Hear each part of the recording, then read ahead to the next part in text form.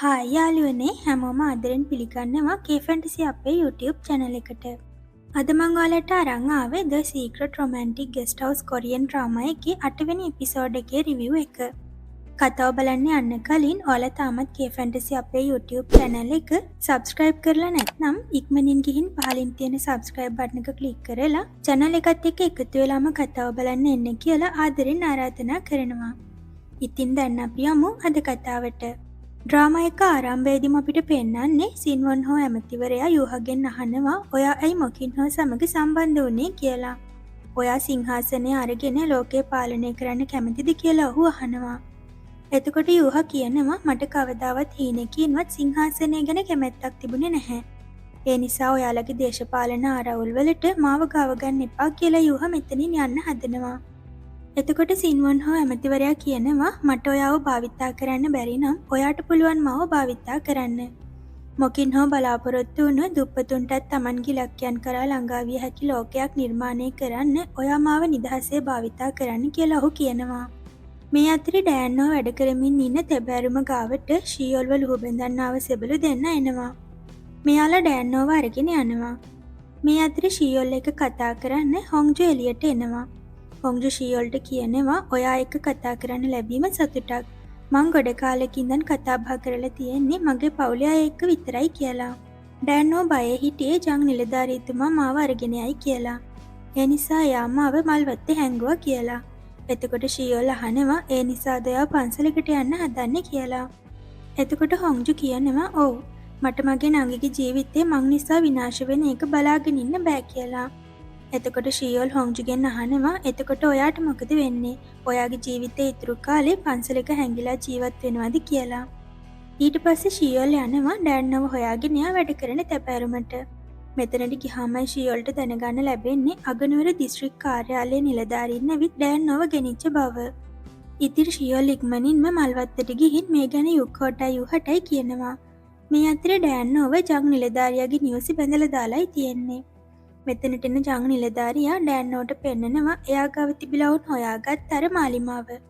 මේක මොකක්ද කියලා ඔහු ඩෑන්නෝගෙන් අහනවා. එතකොට ඩෑන්නෝ කියනවා ඒක මං වෙළඳපොලෙන් මිලදී ගත්තේ කියලා.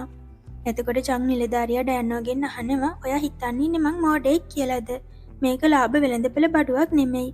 මේකේ සංකේතවත් කරන ප්යොන් කියන නාමය එක් පුද්ගලයෙකුට විතරක් භාවිතා කරන්න පුළුවන් විශේෂ නාමයක් කියලා ඔහු කියනවා. ලී ප්යොන් ඒ කියන්නේ හිටපු ඔටුන්න හිමි කුමරු බව ඔහු කියනවා. ඉතින් තමන්ව රවට්ටන්න තරම් ඩෑන්නෝ එඩිතර වුණ එක ගැන තරහ එන ජං නිලධාරියා ඩෑන්නෝට තර්ජනය කරනවා. එයා දන්න දේවල් නොකිව්වොතින් ඇයව මරනවා කියලා ඔහු කියනවා. ඉතින් අන්තිමේ ඩෑන්නෝ කියනවා මට ලීසල් කුමාරයාව පුංචි කාලෙදි මුණ ගැහුණා කියලා. එදා මං ඔහුගේ ජීවිතේ බේරුවට කෘතගුණ දැක්වීමක් විදිහටයි ඔහු මේක මට දුන්නේ කියලා ඩෑන්නෝ කියනවා. එතකොට ජං නිලධාරියා කියනවා ඒ කියන්නේ ලීසල් ඔහුගේ ජීවිතේ බේරුවට ඔයාට ණයයි කියලා. එතකොට ඩෑන්නෝ කියනවා ඒක ගොඩ කාලයකට කලින් වුණ දෙයක් බව. මේ අතරේ සැන් එනකොට කට්ටිය එකතු වෙලා ඉන්නවා දැකලා ඔහු අහනවා ඇයි මොකක්ද උනේ කියලා. එතකොට ෂීයොල් සැන් ගාවට ඇවිත් කියනවා සැන් මේක අහලා කලබල වෙන්න එපා. ඩෑන්නෝව ජං නිලධාරියා අරගෙන ගිහින් වගේ කියලා. මේ අතරේ ජං නිලධාරියාට ඩෑන්නෝ කියනවා මං දන්නේ එච්චරයි. ඊට වඩා දෙයක් මම දන්නේ නැහැ කියලා. මට පුංචි කාලේ මුණ ගැහුණ කෙනෙක් වෙනුවෙන් මගේ ජීවිතේ අනුතරේ දාගන්න තරම් මං මෝඩ නැහැ කියලා ජං නිලධාරියාට කියනවා. මේ වෙලාවේ එළිය සෙබළු කාට හරි නවතින්න කියලා කෑ ගහන ශබ්දය ඇහිලා ජං නිලධාරියා එළියට එනවා. යුහ ජං නිලධාරියාට කියනවා ඩෑන් ඔව ආපහු බාර දෙන්න කියලා. එතකොට ජං නිලධාරියා කියනවා මේක ඔයාට අදාළ ප්‍රශ්නයක් නෙමෙයි. මෙතනින් යන්න කියලා. එතකොට යුහ කියනවා මේ හැමදේම පටන් ගත්තේ ණයක් නිසානේ. ඒ නිසා මං ඒ ණය ගෙවන්නම් කියලා.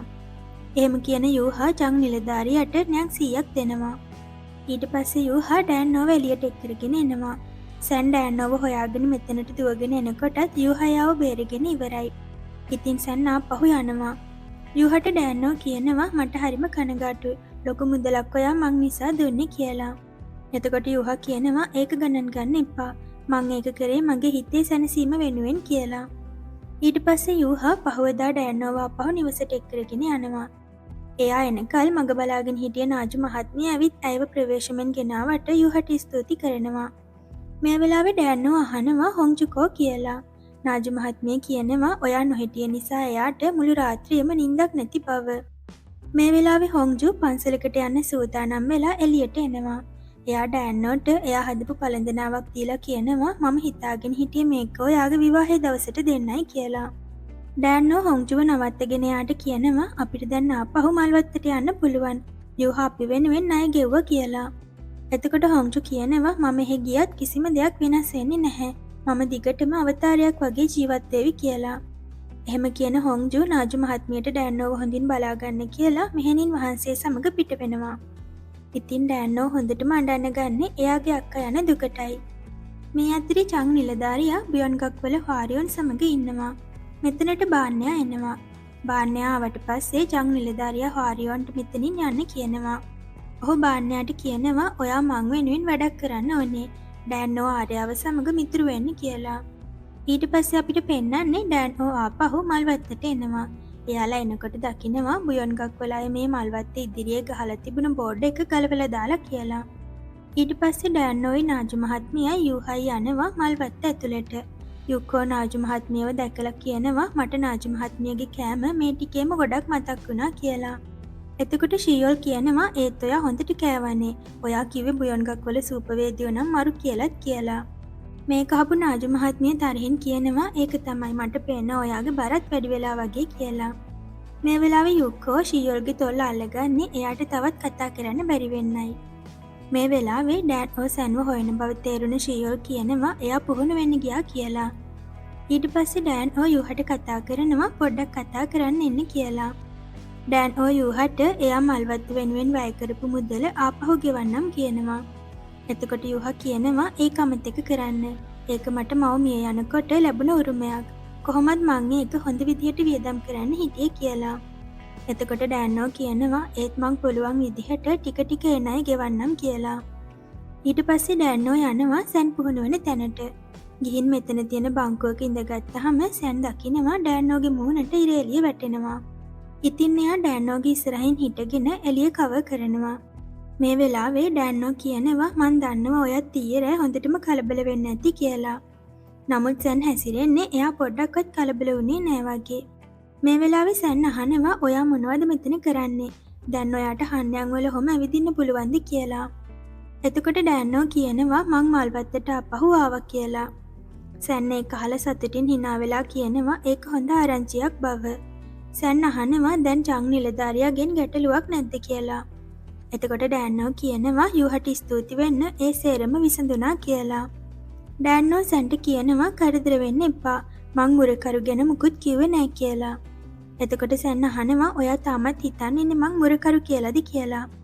එතකොට ඩෑන්නෝ කියනවා ඔයා කිව්වා මුරකරු ලීසල්ව ආරක්ෂා කරන සෙවණැල්ලක් වගේ රණශූරයෙක් බව. සෙවණැල්ලක් වීම නවත්තන්න ඔයාට හමුදා විභාගයට සූදානම් වෙන කංසැන් විතරක් වෙන්න බැරිද කියලා. ලීසල්ව අමතක කරලා ඔයාට ඔයාවම ආරක්ෂා කරගන්න බැරිද කියලා ඩෑන්නෝ අහනවා. එතකොට සැන් කියනවා මං ඒක කරන්නම්. මං ඒකට උත්සාහ කරනවා. මාව විශ්වාස කරන්න කියලා. එතකොට ඩෑන්නෝ කියනවා නිකන් උත්සාහ විතරක් කරන්න එපා. ඒ වෙනුවෙන් ඔයාගේ උපරිමය කරන්න. ඔයා ඔයාගේ පොරොන්දුව කැඩුවොතින් මේ උණ වනාන්තරයේ ගස්වල මල් පිපෙනකල් මං ඔයා එක්ක තරහ වෙනවා කියලා ඩෑන්නෝ කියනවා. එතකොට සැන් hina වෙලා කියනවා ඒ වගේ මල් පිපෙන්න වසර 100ක්වත් ගත වෙනවා කියලායි මම අහලා තියෙන්නේ. ඒ කියන්නේ තරම් කාලයක් ඔයා මං ගැන හිතනවද කියලා. එතකොට ඩෑන්නෝ තරහින් කියනවා hina වෙන්න එපා. මං ඒක ඇත්තටමයි කිව්වේ කියලා. එතකොට සැන් කියනවා නියම කාලය ආවහම මං ඔයාට හැමදේම කියන්නම්. මං ඔයාගෙන් කිසිම රහසක් තියාගන්නේ නෑ කියලා. එතකොට ඩෑන්නෝ කියනවා ඔය කියන කාලේ කවද්ද එන්නේ කියලා. එතකොට සැන් කියනවා මං රාජ්‍ය විභාගයේ සමත් වෙලා මල් තොප්පිය දාගත්තාම ආපහු ඇවිත් ඔයාට ඇත්ත කියන්නම් කියලා.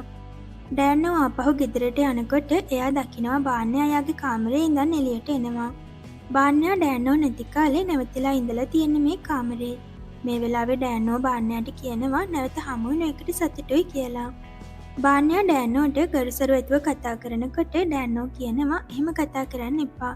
සාමාන්‍ය විදිහටම කතා කරන්න. අප පොරොන්දුනා මතකයිනේ නැවත මුණ ගැහුණාම මිතුරන් වෙන්න කියලා. ඉතින් ඩෑන්නෝ බාන්නයාට කියනවා ඔයා කැමති ඕනම වෙලාවක මෙහෙ එන්න කියලා. මේ අතරේ බිසව යනවා ලීචං රජතුමාව හමු වෙන්න. ඇය රජතුමාගෙන් අහනවා ඩොවගේ රැජින මුරකරුට අරමුදල් සපයන බවට පැතිරෙන කටකතා ඇත්තක්ද කියලා. එතකොට රජතුමා කියනවා ඒක ඇත්ත බව. එතකොට බිසව අහනවා ඇයි එහෙනම් ඔයා ඒක නවත්තන්නේ නැත්තේ කියලා. එතකොට රජතුමා කියනවා මීට කාලෙකට කලින් මුරකරුගේ අනන්‍යතාවය හෙළි කරන්න කියලා මම ඩොවගේ රචනයට තර්ජනය කරා. ඒත් ඒකට පිළිතුරු දීම වෙනුවට ඇය Tamanගේම දිව සපා කාලා සියදිවි නසා ගන්න උත්සාහ කරා කියලා රජු කියනවා. ඒකෙන් රාජසභාව ලොකු කැළඹීමකට පත් වුණු බවත් රජු කියනවා. එතකොට බිසව කියනවා මම ඩොවගේ රජනගේ පාලිකාවකින් ප්‍රශ්න කරන්නම්. ඇය නිතරම මාලිකාවෙන් පිටව යනවා කියලා. ඊට පස්සේ මේ කට්ටියම වෙළඳපළට යන්නයි හදන්නේ. මේ වෙලාවේ ඩෑනෝ දකිනවා මල්වත්ත බෝඩ් එක ආයෙම දාලා තියෙනවා. මේක දැකලා සතුටු වෙන ඩෑනෝ හිතන්නේ මේක යුහගේ වැඩක් කියලායි. ඉතින් එයා යුහට ඒකට හොඳ කියන්න ගන්නවා. හැබැයි ඉතින් මේක කරේ සෑන්. ඉතින් ඒකට තරහ යන සෑන් මෙතනින් කේන්තියෙන් යනවා. වෙළඳපළේ ඇවිදින ගමන් ෂියෝල් සෑන්ව අවුස්සනවා මාත් ඩෑනෝ වගේ කෙල්ලෙක් වුණා නම් ඩෑනෝට යුහව අයිති කරගන්න මාත් එක්ක තරඟ කරන්න වෙනවා කිය. නාජු මහත්මියා යුක්හොයිට් සූදානම් වෙන්නේ ඩෑන් ඕව යුහට විවාහ කරලා දෙන්න කියලා ෂියෝල් සැන්ව අවුස්සනවා. මේ කතාවට සැන් පුදුමෙන් ෂියෝල් දිහා බලනවා. මේ අය මෙහෙම ඉන්නකොට එයාලට එහා පැත්තෙන් මිනිස්සු කෑගහන ශබ්දයක් ඇහෙනවා. ඉතින් මේ කට්ටිය යනවා එතනට. මේ වෙලාවේ මෙයාලා දකින්නේ සම්හාන්ගේ රහස් වාර්තා කියන අනාවකි පොත කියවපු වරදට රජතුමා මේ මිනිස්සුන්ට මරණ දඬුවම දීලා කියලා. යුහ දකිනවා මෙතන ඉන්න එයාලගේ යාළුවෙක්වත් මරනවා. ඉතින් යුහට හොඳටම කේන්ති වගේම දුකයි. ෂියෝල් ඉක්මනින්ම යුහව මෙතනින් අයින් කරනවා. ඊට පස්සේ යුහ යනවා මේ මියගිය තරුණයාගේ අවසන් කටයුතු ගැන ඔහුගේ පවුලට දැනුම් දෙන්න. ආපහු එන ගමන් යුහගේ යාළුවෝ මේ කතා කරමින් එන්නේ ලීචං රජතුමාගේ මේ උමතු හැසිරීම නිසා දිනෙන් දින අහිංසක මිනිසුන් නිකරුණේ මිය යාම වැඩිවීම ගැනයි. මේ වෙලාවේ යුහට මතක් වෙනවා සින්වන් හෝ ඔහුගෙන් අහපු කතාව. සිංහාසනය ගන්න කැමතිද කියලා. එදා යුහ සින්වන් හෝට කියනවා ඔයත් වග කිව යුතුයි ජාතිය දැන් මුණ දීලා ඉන්න අවුල් සහගත තත්ත්වයට කියලා. සින්වන් හෝ කියනවා මටත් දොස් පැවරිය යුතුයි අධාර්මික රජෙකුට සමාව දීම සඳහා. නමුත් මට තවදුරටත් බලාගෙන ඉන්න බෑ කුරිරු රජු මේ ජාතිය විනාශ කරන කල් කියලා සින්වන් හෝ කියනවා. එතකොට යුහ අහනවා ඔයා ඒ කතාවෙන් අදහස් කරන්නේ මොකක්ද කියලා. එතකොට සින්වන් හෝ කියනවා බිසව බිහි කරපු දරුවා කුමාරයෙක් නෙමෙයි කියලා. ඔවුන් රජතුමාට දාව බිසවට උපන් කුමාරිකාව වෙනත් පිරිමි දරුවෙකුට මාරු කරපු බව සින්වන් හෝ යුහට කියනවා. මේක රාජසභාව දැනගත්තොතින් රජ පවුල සහ ජාතිය ගැන ඔවුන්ගේ බලාපොරොත්තු සුන් වෙන බව ඔහු කියනවා. එතකොට යුහ අහනවා ඒක මං සිංහාසනයට පත්වීමට හේතු වෙන්නේ කොහොමද කියලා. එතකොට සින්වන් හෝ කියනවා රාජකීය ලෙයින් උපන් කුමාරයෙක් ඒ තැන ගත යුතු බව. ඒ වගේම ඔයාට ඔයාව විශ්වාස කරන සහ ඔයාව අනුගමනය කරන මිනිසුන් ඉන්නවා. එතකොට යුහ කියනවා මොකින් හෝවල මිනිස්සු මගේ අනන්‍යතාවය දන්නේ නෑ කියලා. එතකොට සින්වන් හෝ කියනවා ඔවුන් ඒ ගැන ඉක්මනින්ම දැනගනීවි. ඒ වගේම ඔවුන් සිංහාසනයට යන ඔබේ මාර්ගය පැහැදිලි කරાવી කියලා. ඒ නිසා කරුණාකර මේ උදාර මෙහෙවරට සේවය කරන්න කියලා සින්වන් හෝ යුහගෙන් ඉල්ලා සිටිනවා. මේ කතාව යුහට මේ වෙලාවේ මතක් වෙනවා. ඒ කියන්නේ යුහ කියන්නේ ලීපියොන් කියන හිටපු ඔටුන්න හිමි කුමරුගේ පුතෙක්. ඒ කියන්නේ ඔහුත් කුමාරයෙක්. නමුත් ඔහුද ලීසොල් කියලා තාම කතාව අපිට කියන්නේ නැහැ. ඊට පස්සේ අපිට පෙන්නන්නේ ඩෑනෝ සැන් එක්ක කතා කර කර ඉන්නවා. මේ වෙලාවේ ඩෑනෝ සැන්ගෙන් අහනවා ඔයා ලීසොල්ව දැකලා තියෙනව නේද කියලා. ඩෑනෝ කියනවා ඔයාට ආයෙමත් යාව හමු වුණොත් මං කිව්වා කියලා එයාට පණිවිඩයක් කියන්න පුළුවන්ද?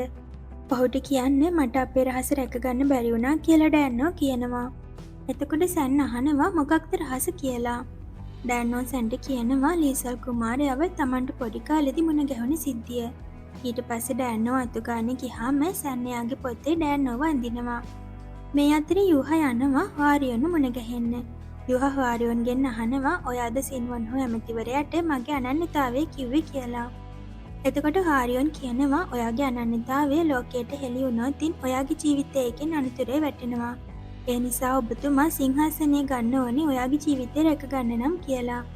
මේ වෙලාවේ යුහ කියනවා මගේ ජීවිතය ගැන හිතලා මට සිංහාසනය පැහැර ගන්න බෑ කියලා. එතකොට හාරියොන් කියනවා ඔබතුමා මිනිස්සු අතර ජීවත් වෙලා මිනිස්සුන්ගේ දුක හොඳට අඳුරනවා. ඒ නිසා ඔබතුමා සිංහාසනයට හොඳටම සුදුසුයි කියලා යුහට කියනවා. මේ අතර ෂියෝල් යනවා හොංජු ඉන්න පන්සලට. නමුත් හොංජු ශීයෝල්ට ඇතුළට එන්න එපා කියන්නේ මෙතන ඉන්න කාන්තාවන් විතරයි කියමිනුයි. ඒ නිසා ශීයෝල් බොරුවට කකුල උලුක්කුණා කියාගෙන බිම ඉඳගන්නවා. දැන් එයා හොඳටම අමාරුයි වගේ රඟපාන්නේ හොංජු එක්ක පන්සල ඇතුළට යන්නයි. ඉතින් හොංජු ශීයෝල්ට ඇතුළට එන්න ඉඩ දෙනවා. ඊට පස්සේ හොංජු ශීයෝල්ට කැම දීලා කියනවා මේක කාලා අපහු යන්න කියලා. නමුත් ශීයෝල් මට හොඳටම අමාරුයි කියලා බොරුවට මෙතන වැටෙනවා. ඉතින් හොංජු කියනවා එහෙනම් කෑම කාලා පොඩ්ඩක් විවේක අරගෙන යන්න කියලා. මේ අතරේ සැන් යනවා ඩෑන්නෝගේ පස්සෙන්. සැන් දකිනවා ඩෑන්නෝ බියොන්ගක් වලට යන බව. ඩෑන්නෝ බියොන්ගක් ඇතුළට යනකොට එයාට මෙතන ඉන්න ගිසෙන් තරුණියෝ බාන්නයා පළමු රාත්‍රිය ගත කරපු තරුණයෙක් ගැන කියනවා හෙනවා. එයාලා කියනවා බාන්නයා පළමු රාත්‍රිය ගත කළේ කංසැන් එක්ක කියලා. මේක ඇහුනම නම් ඩෑන්නෝ ටිකක් අවුල් යනවා. මේ අතරේ සැන් ඉන්න තැනට බීමත් අරගෙන බාන්නයා එනවා. එයා සැන්ට කියනවා දැන් හැමෝම දන්නවා මම පළමු රාත්‍රිය ගත කරේ ඔයත් එක්ක කියලා. ඒත් ඔයාගෙන් මට ඒ වෙනුවෙන් මුකුත් ලැබුණේ නැති නිසා අනිත් අය මන් දිහා පහත් විදියට බලනවා කියලා බාන්නයා කියනවා. ඉතින් සැන් මුදල් මල්ලක් බාන්නයාට දීලා කියනවා මේකෙන් ඇඳුම් ටිකක් ගන්න කියලා. මේ වෙලාවේ මේ පැත්තට ඩෑන්ෝ එනවා දැකලා සැන් මූණ වහගන්නවා. ඩෑන්නෝ මෙතනින් යනකොට මෙතන ඉන්න තරුණයෙක් ඩෑන්නෝව සේවිකාවක් විදිහටයි හිතන්නේ. ඔහු ඩෑන්නෝට කතා කරනවා. ඔයා මෙතන ඉන්න ගිසෙන් තරුණයන්ට වඩා ලස්සනයි. පිරිසිදු කරන වැඩ අමාරුයි නම් මං ඔයා එක්ක රාත්‍රිය ගත කරන්නද කියලා ඔහු ඩෑන්නෝගෙන් අහනවා. එතකොට මේ ගිසෙන් තරුණිය කියනවා එයා ඇඳන් ඉන්න ඇඳුමට නම් විශ්වාස කරන්න අමාරු වෙයි. නමුත් එයා ඇත්තටම උතුම් උපතක් තියෙන තරුණයක් කියලා. මේ කතාවට පුදුම වෙන මේ තරුණයා ඩෑන්නෝගේ අතින් අල්ලගෙන කියනවා එයාට බීම එකක් වක් කරන්න කියලා. ඉතින් ඩෑන්නෝ මෙතනට ඇවිත් බීම එක වක් කරන ගමන් බීම එක මේ තරුණයාගේ ඇඟට හලනවා. මේකට තරහ යන මේ තරුණයා ඩෑන්නෝට පහර දෙන්න හදනකොටම මෙතනට සැන් ඇවිත් ඔහුව නවත්තනවා.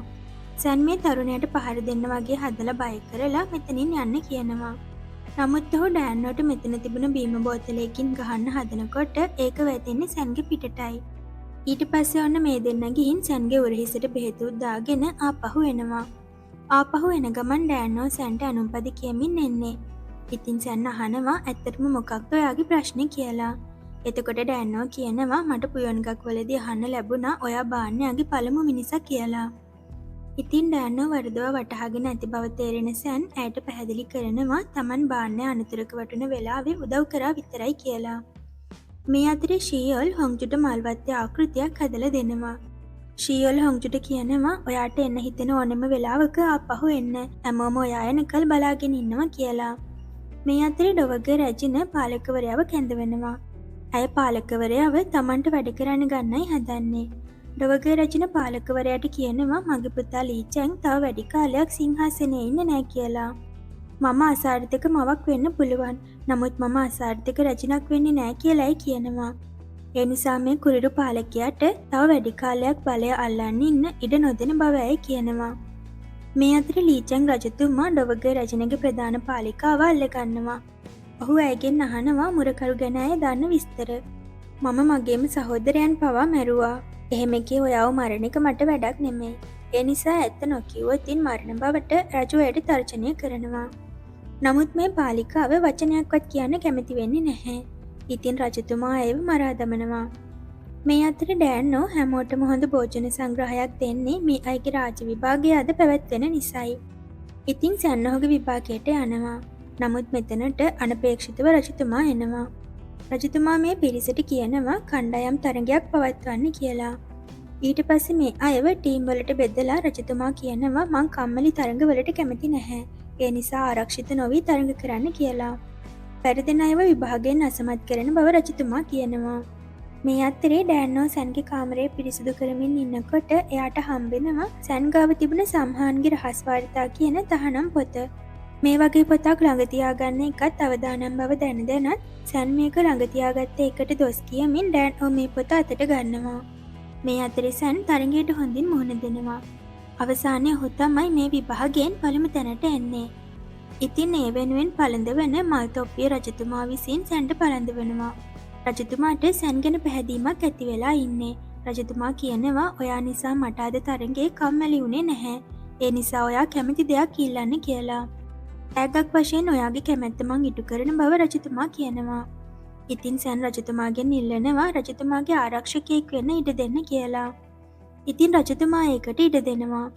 මේ අතරේ ඩෑන්නෝ අර පොත පෙරලලා බලනවා. එයා දකිනවා සැන් මේකේ ඇඳලා තියෙන පින්තූරයක්. ඒක හරියට ඩෑන්නෝට බොක්ෂිල්ගේ කූඩුව ගාවදී ලීසල් කුමාරයා මුණ ගැහුණ අවස්ථාව වගේ. මේක දැකලා ඩෑන්නෝ පුදුම වෙනවා. එයා බොක්ෂිල්ගේ කූඩුව ගාවට වෙලා ඉන්නකොට මෙතනට මල් තොප්පියක් දාගත්ත සැන් එනවා. සැන් පළමු ස්ථානයෙන්ම සමත් වෙන එක ගැන ඩෑන්නෝ ගොඩක් සතුටු වෙනවා. එයා මේ වෙලාවේ සැන්ට මේ පින්තූරේ පෙන්නලා අහනවා මේ මොකක්ද කියලා. සැන් පොරොන්දු වුණානේ මල් තොප්පිය දාගත්තාම ඩෑන්නෝට හැමදේම කියන්නම් කියලා. ඉතින් සැන් ඩෑන්නෝට කියනවා මීට වසර 10කට පෙර මං ඔයාට පොරොන්දුවක් වුණා. අපි ආයෙම මුණ ගැහුණොතින් මං කවුද කියලා ඔයාට කියන්නම් කියලා. එදා ඒ පළුකූඩුව ඇතුලේ බයේ හැංගිලා හිටපු පොඩි පිරිමි ළමයා තමයි මම කියලා සැන් කියනවා. සැන් කියනවා මගේ නම ලීසල් කියලා. ඒ කියන්නේ සැන් තමයි නිරපාහරින ලද උරුමකරු ලීසල් කුමරු. මේ සිදුවීමත් එක්ක The Secret Romantic Guest House Korean drama එකේ 8 වෙනි එපිසෝඩ් එක ඉවර වෙනවා. ඉතින් 9 වෙනි එපිසෝඩ් එකේ රිවිව් එකෙන් ආයෙම හමු වෙමු.